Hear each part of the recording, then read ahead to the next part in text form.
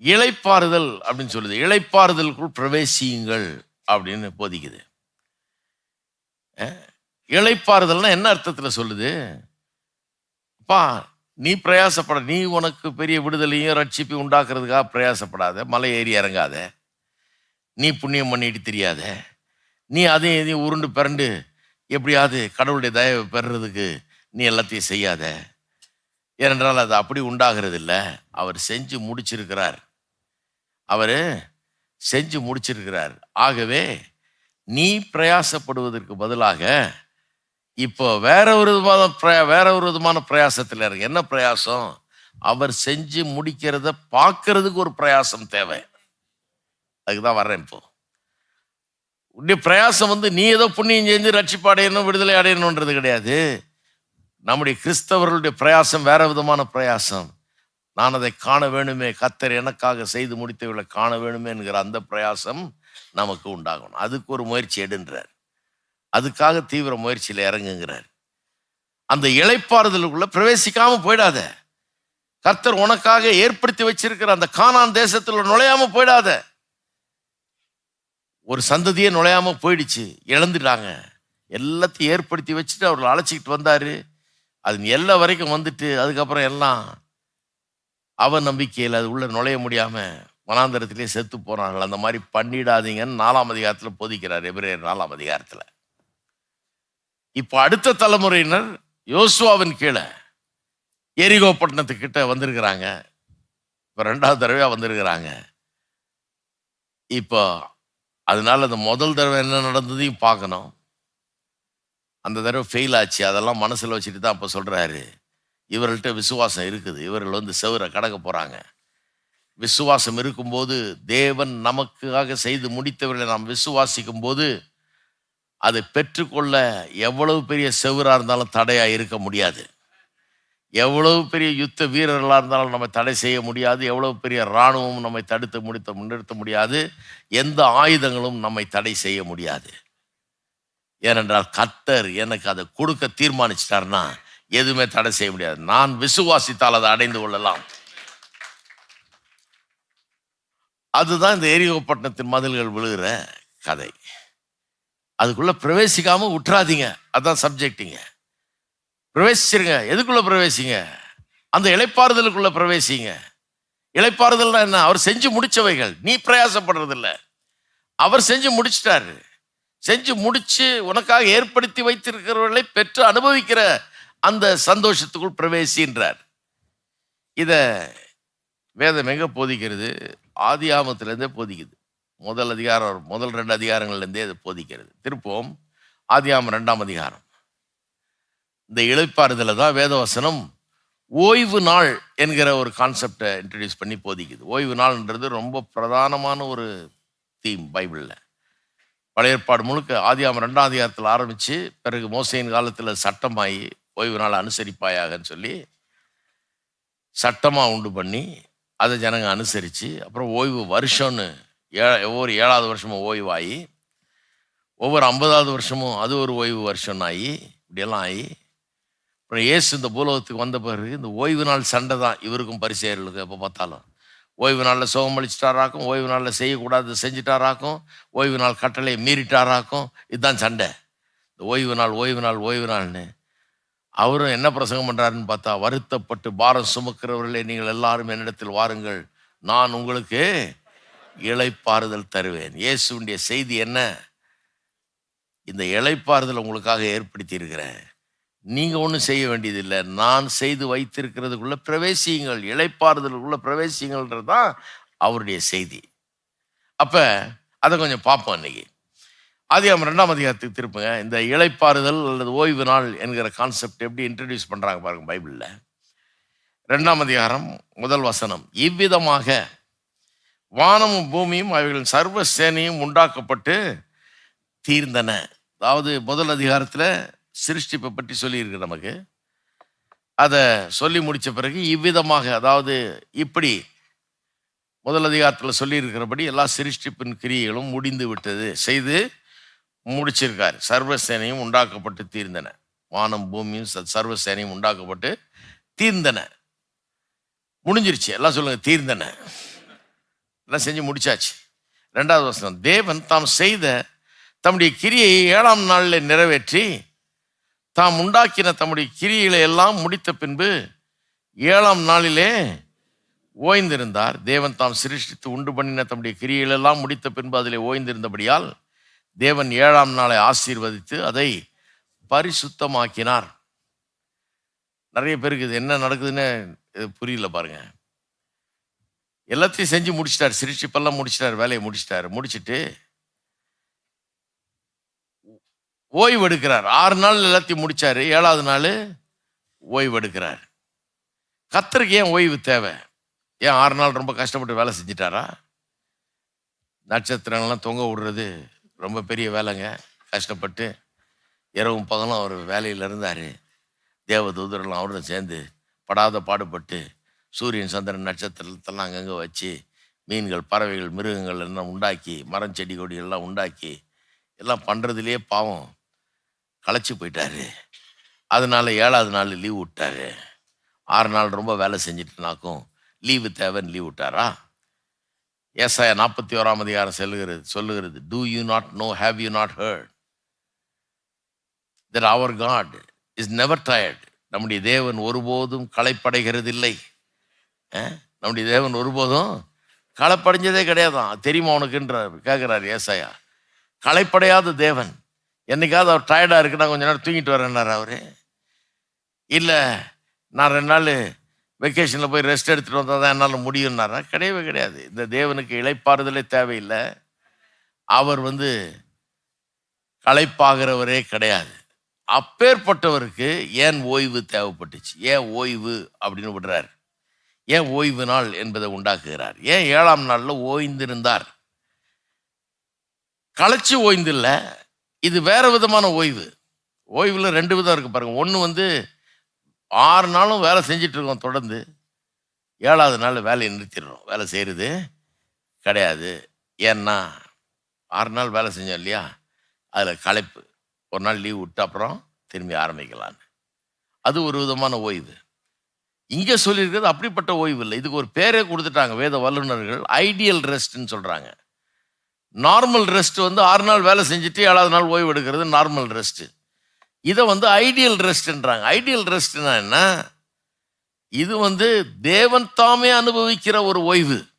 ஓய்வே தேவைப்படாது என்கிற நிலையில் இருக்கிற தேவன், சர்வ வல்லமையுள்ள தேவன், களைப்பே அடையாத தேவன், ஒரு நாளும் களைச்சு போகாத தேவன், சோர்ந்து போகாத தேவன், வேலை செஞ்சு களைப்படையாத தேவன் ஓய்வெடுக்கிறாரு.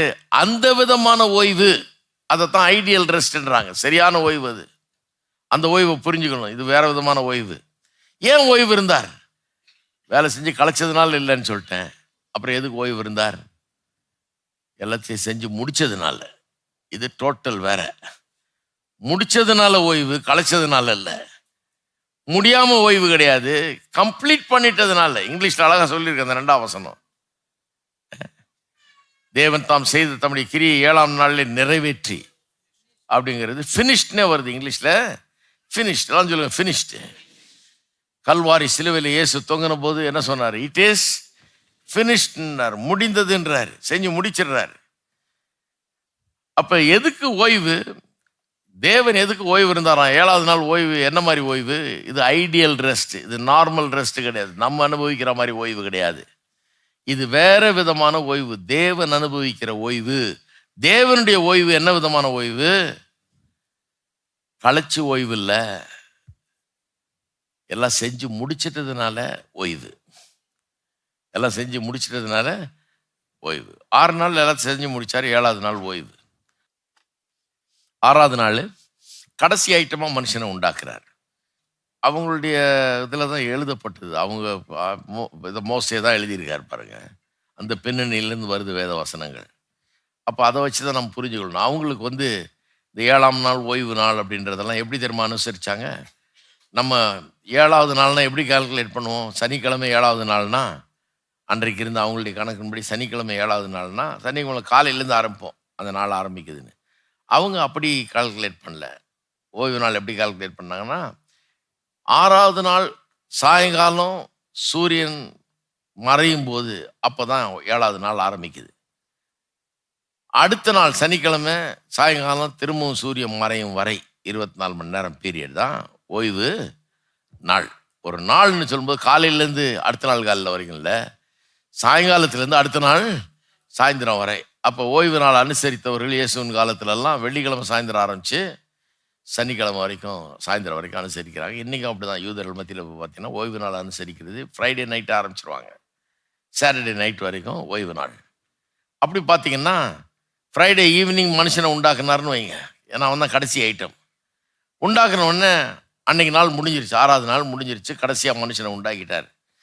மனுஷனை உண்டாக்குன உடனே மனுஷன் முதலாக தன்னுடைய வாழ்க்கையில கண்டது ஓய்வு நாளை தான்.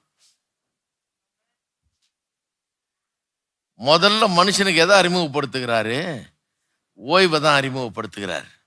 மனுஷனே கேட்டிருப்பான்னு நினைக்கிறேன், ஆண்டவரே ப்ரோக்ராம் என்ன இன்னைக்கு?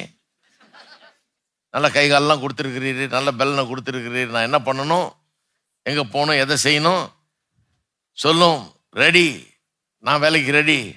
அவர் சொல்லியிருப்பார், வேலை இல்லையப்பா, எதுவுமே இல்லையே, செய்கிறதுக்கு ஒன்றுமே இல்லையா? ஏன் இல்லை? எல்லாம் நான் செஞ்சு முடிச்சிட்டேனே, உனக்காக எல்லாத்தையும் நான் செஞ்சு முடிச்சிட்டேனே.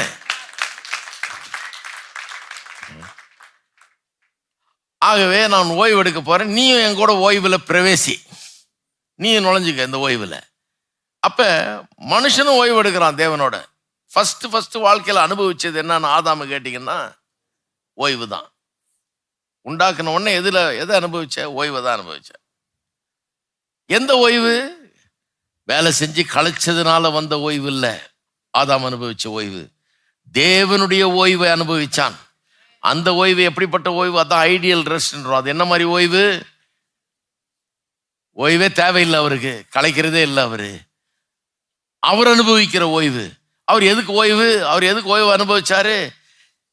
எல்லாத்தையும் செஞ்சு முடிச்சிட்டாரு, இனி செய்ய வேண்டியது ஒன்றும் இல்லை, அதனால அனுபவிக்கிறாரு. அந்த ஓய்வை அவன் அனுபவித்தான்.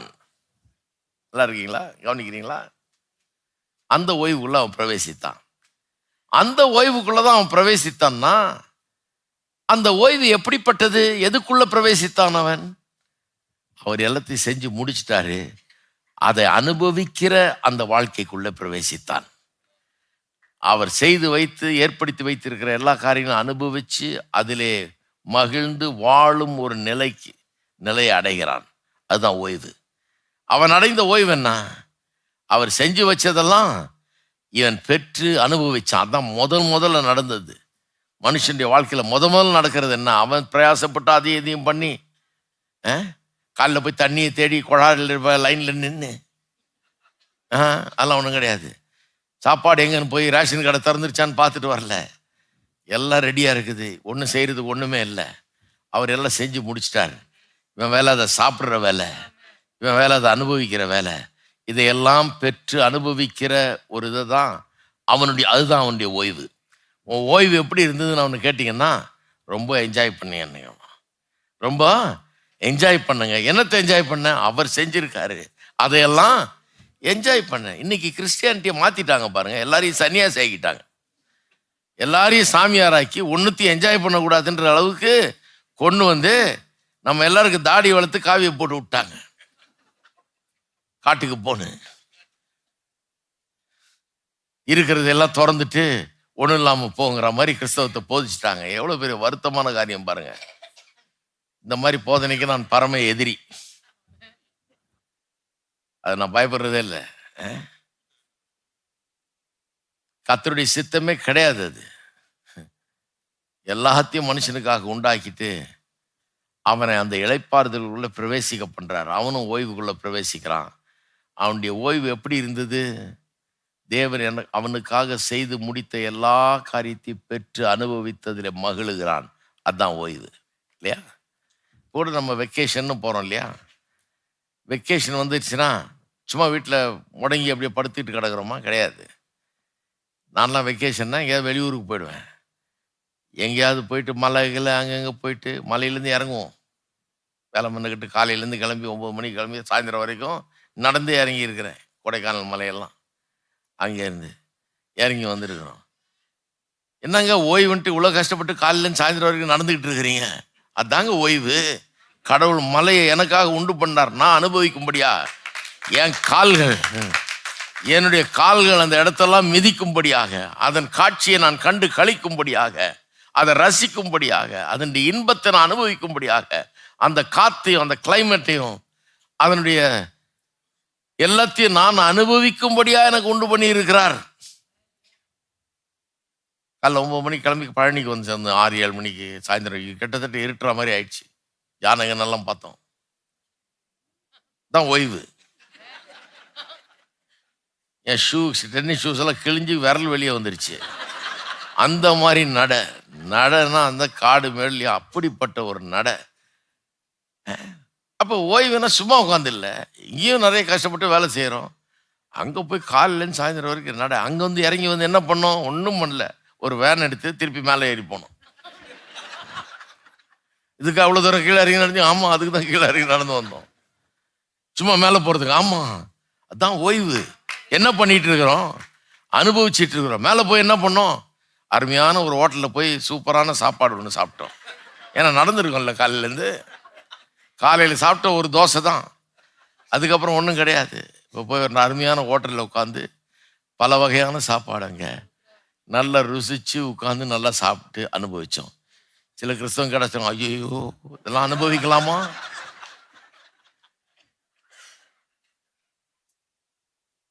அனுபவிச்சேனே, எனக்காக தானே கர்த்தர் உண்டு பண்ணியிருக்காரு. அந்த மலையை பிசாசு அனுபவிக்கிறதுக்காக உண்டு பண்ணாரு. பேய் பிசாசுகள்லாம் காத்து கருப்பெல்லாம் சூழ்ந்துக்கிறதுக்காக மலையை உண்டு பண்ணாரு கர்த்தர். தேவனுடைய பிள்ளைகள் அந்த காட்சியெல்லாம் கண்டு கழிக்கும்படியாக கர்த்தர் உண்டு பண்ணியிருக்காரு. முதல்ல அனுபவிக்க கத்துங்க. ஹலோ, கிறிஸ்தவமே வந்து கர்த்தர் நமக்காக உண்டு பண்ணவில்லை, அனுபவிக்க கர்த்தர் மார்க்கம்தான். கர்த்தரே ஆதாமுக்கு முதல் அனுபவம் என்னத்தை கொடுத்தாரு? அவர் உண்டு பண்ண எல்லாத்தையும் அனுபவிக்கிற அந்த ஓய்வை கொடுத்தாரு. அப்ப நான் எதை டீச் பண்ணுவேன்னு நினைக்கிறீங்க? இப்பதான் ரட்சிக்கப்பட்டு முதல்ல வந்திருக்கிறார் பிரதர் அப்படின்னு இந்த சட்டையை கழட்டி அந்த சட்டை மாட்டு, இந்த கிராப்பை மாத்து, இதை கழட்டு அதை கழட்டு. கழட்டுன்ற பேச்சே கிடையாதுங்க, மாட்டு எல்லாத்தையும்.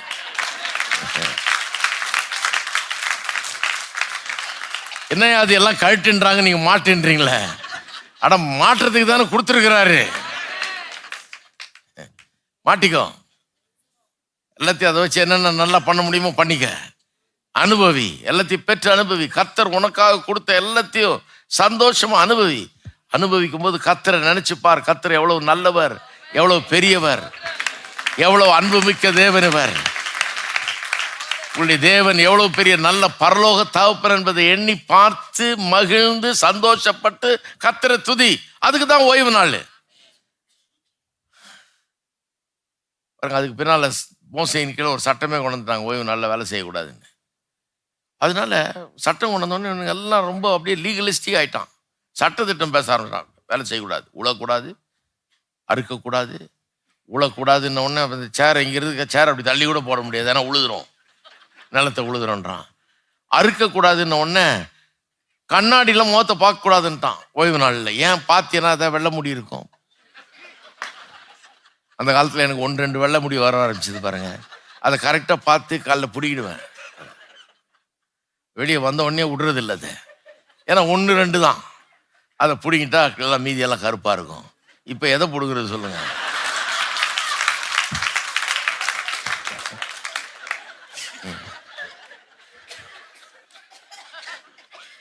அப்ப அந்த முடியை பிடுங்கினா அது வந்து அறுவடை, அறுக்கிற மாதிரி.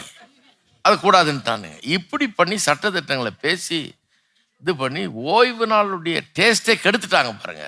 ஓய்வு நாளுங்கிறத எப்படி என்ஜாய் பண்ணுமோ அதை என்ஜாய் பண்ணாம, கர்த்தர் எதை சொன்ன வந்தாரோ அதை பிடிச்சிக்காம, என்னத்தையோ ரிலீஜியஸாக பேசி அதை செய்யாத இதை செய்யாத.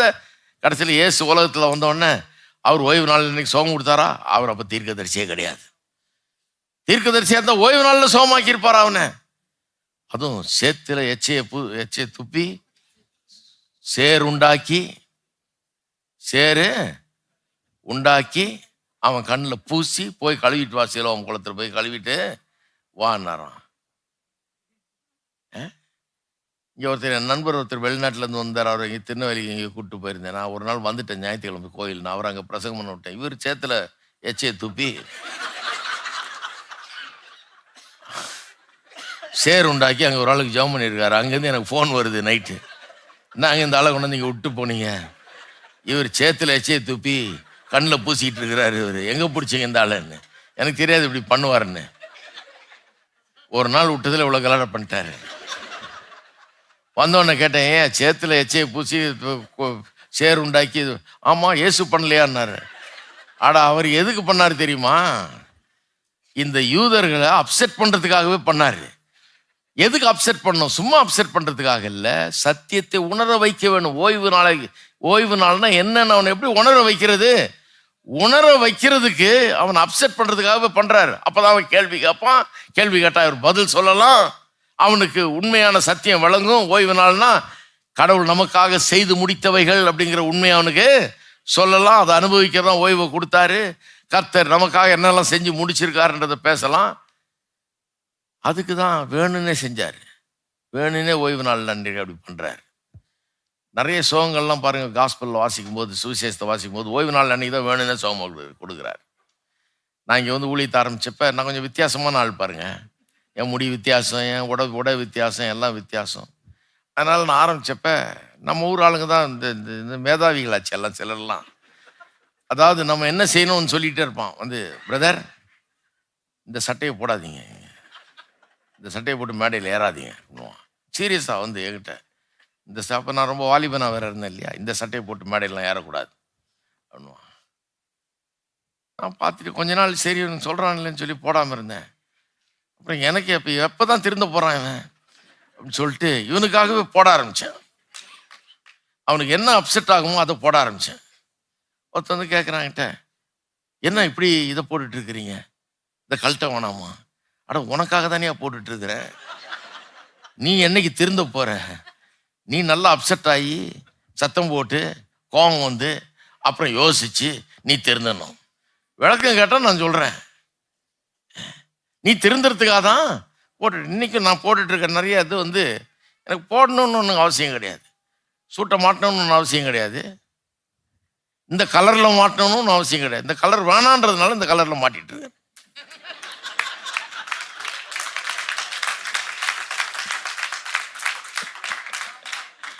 ஹலோ, நீ வேணான்னு சொல்ல சொல்ல சொல்ல இப்படிதான் மாட்டுவேன் நான். எப்போ திருந்துருது நீ? இயேசுடைய மெத்தட் அது, அவருடைய மெத்தட். அதை கழுத்து இதை கழுத்து சட்டத்திட்டங்கள். எங்கள் வீட்டில் பாருங்கள், எங்கள் பாட்டியம்மா நல்லா தான் ஆரம்பித்தோம். நாங்கள்லாம் அந்த காலத்தில் பெந்தகோஸ்தில் ரொம்ப தீவிரமான நல்ல சின்சியரான ஒரு இது மார்க்கம், அது நல்லா ஆரம்பித்தோம். அதுக்கப்புறம் தான் சட்டத்திட்டங்கள் ஆகிடுச்சு. கொஞ்சம் வருஷத்தில் அப்படியே மாறி போய் எல்லாம் சட்டத்திட்டங்கள் ஆச்சு. சட்டத்திட்டம்னா ஞாயிற்றுக்கிழமை காலையில் எழுந்திரிச்சு ஒரு சட்னி கூட அரைக்கிறதுக்கு கூட ஒரு தேங்காய் உடச்சகளில் வாங்க முடியாது, அந்த மாதிரி ஒரு சட்டத்திட்டம். எங்கள் பாட்டியம்மா ரொம்ப கெடுபிடி.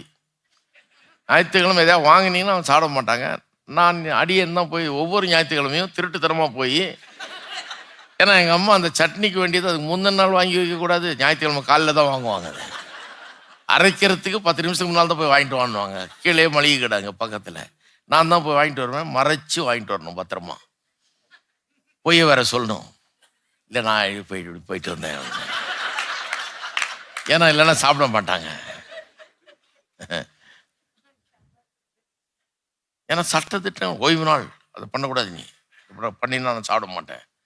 ஓய்வு நாளில் பைபிளை தவிர வேறு எதுவும் படிக்கக்கூடாது. ஓய்வு நாளில் பாடம்லாம் படிக்க முடியாது. நாளைக்கு டெஸ்ட்டு போச்சு, அவ்வளோதான், ஃபெயிலாக போ. ஓய்வு நாளில் புக்கை தொட்டினா கையை உடச்சிருவேன்னுவாங்க. அந்த மாதிரி சட்டம். தொடக்கூடாது, புக்கெல்லாம் எடுத்து வெளியே வரக்கூடாது. எங்கள் தாத்தா வந்து கிருபை அவர், இவங்க வந்து நியாயப்பிரமாணம். எங்கள் பாட்டி, எங்கள் தாத்தா கிருபையின் மறு உருவம் அவர். அவர் நல்லா கறி பொறிச்சு ஜம்முன்னு செய்வார், எல்லாம் ஜோரா. அவர் நல்லா அனுபவிப்பார். அவர் அனுபவிக்கிறதுல கில்லாடி. அவர் இடத்துக்கு போயிடுவோம் நாங்கள் அடிக்கடி. எங்கள் பாட்டி ரூல் போடுறதுல தான் கில்லாடி, அவர் வந்து அனுபவிக்கிறதுல கில்லாடி. அவர் ஞாயிற்றுக்கிழமை கோயிலுக்கு வந்தோன்னே எல்லாம் காரில் ஏறிட்டு வீட்டுக்கு போவோம், இவர் மட்டும் நடக்கிறேன்னுவார். ஒரு 1.5 கிலோமீட்டர் நடக்கணும், 1.5 கிலோமீட்டர் நடக்கணும். நடந்து வருவார். ஏன்னா வழியில் இந்த பட்டாணி கடையில் நின்று எல்லாத்தையும் வாங்குறது, வகை வகையா வேர்க்கடலை, பட்டாணி, அது இது எல்லாத்தையும் வாங்குறது, உடச்சக்கடலை எல்லாத்தையும் வாங்குறது. ஏன் வாங்குறாருன்னா, எங்க பாட்டி வேணான்னு சொல்லுவாங்கன்றதே வாங்குறது. அவருக்கு ரொம்ப இரிட்டேட் ஆயிட்டாரு. சும்மா அது வேணாம், இது வேணாம், இது கூடாது, ரூல் போட்டுட்டு பசங்களை ரொம்ப மேய்க்கிறது. இது என்னன்னு சொல்லிட்டு, நான் வாங்கிட்டு வரேன்டா சாப்பிடுங்க எல்லாம் அப்படின்னு சொல்லிட்டு வந்து எல்லாம் சாப்பிட்டு முடிச்சுட்டு சாயந்தரம் காப்பி டீ குடிக்கும்போது எல்லாருக்கும் பரிமாறுவார். அவர் பேரை தான் எனக்கு வச்சிருக்கிறாங்க, பெரிய நாயகம்னு. சட்டதிட்டங்கள் அனுபவிக்கிறத மறந்துட்டோம். அதாவது என்ன செய்யக்கூடாது ஓய்வு நாள்லன்னு சொல்லி கொடுத்தோம். அதை ரொம்ப ஸ்ட்ராங்கா இருந்தோம். இது செய்யக்கூடாது, அது செய்யக்கூடாது, அப்படி பண்ணக்கூடாது, இப்படி பண்ணக்கூடாது, எல்லாம் நெகட்டிவ்ல தான் போச்சோம். இதை செய்யாத, அதை செய்யாத. என்ன செய்யணும்னு சொல்லல. என்ன செய்யணும் ஓய்வு நாள்ல? ஓய்வு நாள் எதுக்காக கர்த்தர் எஸ்டாப்ளிஷ் பண்ணாரு? வாரத்தில் ஒரு நாள் ஏன் லீவ் விட சொன்னாரு? அதை ஏன் சட்டமா கொண்டு வந்தாரு? 7 வருஷத்துல 1 வருஷம் லீவ் விடுனாரு. ஏன்? அன்னைக்கு வாரத்தில் ஒரு நாள் லீவ் கூட எவரும் கேள்விப்பட்டதே கிடையாது அன்னைக்கு சமுதாயத்தில். தெரியுமா உங்களுக்கு? 7 நாள் வேலை செஞ்சாதான் 7 நாள் சாப்பிட முடியும் அப்படிங்கிற ஒரு நியதி இருந்தது. 6 நாள் வேலை செஞ்சா 6 நாள் தான் சாப்பிட முடியும் அப்படிங்கிற ஒரு எண்ணம். அப்படி இன்னைக்கு அந்த காலகட்டத்தில் எந்த உலகத்தில் எந்த கலாச்சாரத்திலையும் பின்பற்றப்படாத ஒரு முறையை உண்டு பண்றாரு. 7வது நாள் ஓய்வு நாள்னு எல்லாம் கேட்டிருப்பானுங்க. ஐயோ, எப்படி 7 நாள் 7 நாள் 6 நாள் மட்டும் வேலை செஞ்சுட்டு 7 நாள் எப்படி சாப்பிட்றதுன்னு. கடைசியில் பார்த்தா 7 நாள் வேலை செய்கிற எல்லா தேசங்களை காட்டிலும் இஸ்ரேல் தேசம் பணக்கார தேசமா இருக்குது. இல்லை, எல்லாருக்கும் கடை கொடுக்குற தேசமா இருக்குது. இருந்தாலும் உங்களுக்கு ஓய்வு நாளை பற்றி விளங்கல. ஓய்வு நாள் எதை சொல்ல வருது? தேவன் எனக்காக எல்லாத்தையும் செய்து முடித்திருக்கிறார், அது சொல்ல வருதுன்றதை பார்க்கவே மாட்டேங்கிறாங்க.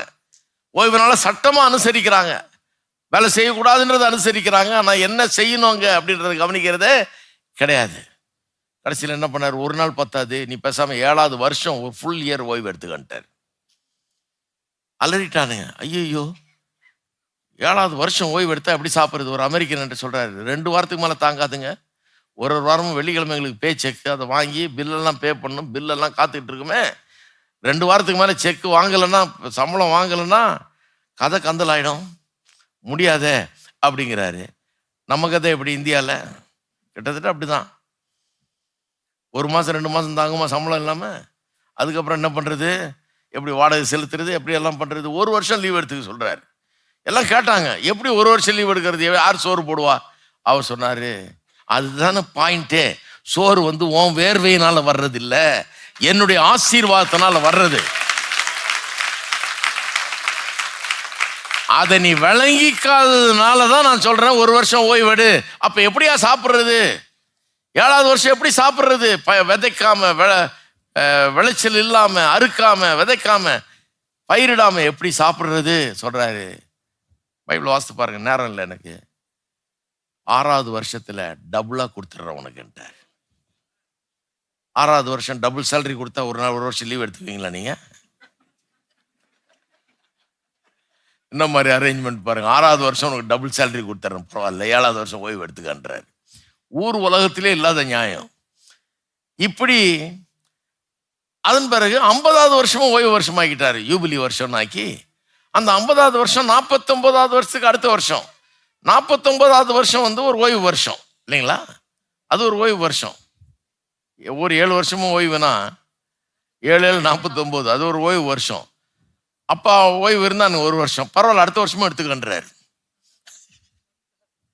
அப்ப 48வது வருஷம் இவன் விதைச்சதுல அமோக விளைச்சல், எல்லாம் நிரம்புது, அம்பாரங்கள்லாம் நிரம்புது. தேவையே இல்லை, 2 வருஷம் உட்காந்து சாப்பிடலாம். அந்த மாதிரி சாப்பாடு, ஒரு குறைவும் இல்லை. என்ன சொல்ல வர்றாரு கர்த்தரு? இப்பவாது உணர்வியா ஓய்வு நாள் எதுக்குன்னு? ஓய்வு நாள் எதை காட்டுகிறது? என்னத்தை தியானிக்கணும் நீ? என்னுடைய முயற்சி, என்னுடைய வேர்வை, என்னுடைய திறமை, என்னுடைய பலன், என்னுடைய ஞானம், என்னுடைய அறிவு, என்னுடைய தீராத உழைப்பு அல்ல, கர்த்தருடைய அளவற்ற அன்பு, அவருடைய கிருபை, அவருடைய இரக்கம், அவருடைய தயாளம் என்னை வாழ வைக்கிறதுங்கிறத உணர வேண்டும். ஓய்வு நாள் எது கொடுத்தாரு? அதையெல்லாம் தியானிக்க தான் கொடுத்தாரு. நாங்கள் ஓய்வு நாளில் வேலை செய்யாமல் இருந்தோம் ஒழிய பாடப்புஸ்தகத்தை படிக்கல. ஆனா எதை படிக்கணுமோ அதை சரியா படிக்கல. அதை எதை செய்யாத இருக்கிறதுலயே ரொம்ப பிஸியா இருந்தோம். அதுவே பெரிய வேலையாயிடுச்சு. ஆனா உட்கார்ந்து கர்த்தர் எவ்வளவு பெரியவர், எவ்வளவு நல்லவர், என் பலன் இல்லை, என் உழைப்பு இல்லை, என் வேர்வை இல்லை, என் திறமை இல்லை, நான் வாழ்றது அவருடைய கிருபையினால, அவருடைய இரக்கத்தினால, அவருடைய தயவினால என்கிறத தியானித்து பார்த்து, அவர் செய்து வைத்த ஏற்படுத்தி வைத்த எல்லாத்தையும் அனுபவித்து மகிழ்ந்து கர்த்தரை துதிக்கிறதுக்கு, ஸ்தோத்தரிக்கிறதுக்கு, அவரை ஆராதிக்கிறதுக்கு அந்த நாளை சரியான விதத்தில் நாங்கள் செலவழிக்கல. கோயிலுக்கு போய் ஆராதிக்கும் போதும் அங்கேயும் சட்டத்திட்டம் தான் பிரசங்கம். கர்த்தர் எவ்வளவு நல்லவர், என்னெல்லாம் செஞ்சு முடிச்சிருக்காருன்ற பிரசங்கம் இல்லை. என்ன பிரசங்கம்? சட்டத்திட்டங்கள் தான் பிரசங்கம். கர்த்தர் ஓய்வு நாள் எதுக்கு நியமிச்சாரு? அவருடைய அன்பையும் கிருபையும் இரக்கத்தையும் தியானிக்கிறதுக்காக, அதில் மகிழுகிறதுக்காக, அதை என்ஜாய் பண்றதுக்காக, அதையெல்லாம் பார்த்து மகிழ்ந்து அனுபவிச்சு கர்த்தரை துதிக்கிறதுக்காக, ஆராதிக்கிறதுக்காக, அவரை ஸ்தோத்தரிக்கிறதுக்காக அந்த ஓய்வு நாளை உண்டாக்கினார். இருக்கீங்களா? எத்தனை பேர் இருக்கிறீங்க? அப்ப ஓய்வே தேவையில்லைங்கிற ஒருவர் ஓய்வு எடுக்கிறார். 7வது நாள் தேவன் அவருக்கு ஓய்வே தேவையில்லை. 6 நாள் வேலை செஞ்சாரு, 7வது நாள் ஓய்வு எடுக்கிறார். ஓய்வு தேவையில்லை அவருக்கு, இருந்தாலும் எடுக்கிறார். மனுஷன் அவனும் அந்த ஓய்வுக்குள்ள பிரவேசிக்கிறான். அவன் இன்னும் வேலை செய்யவே ஆரம்பிக்கல, அதுக்குள்ள ஓய்வு. அப்ப அது வித்தியாசமான ஓய்வு. என்ன மாதிரி ஓய்வு அது?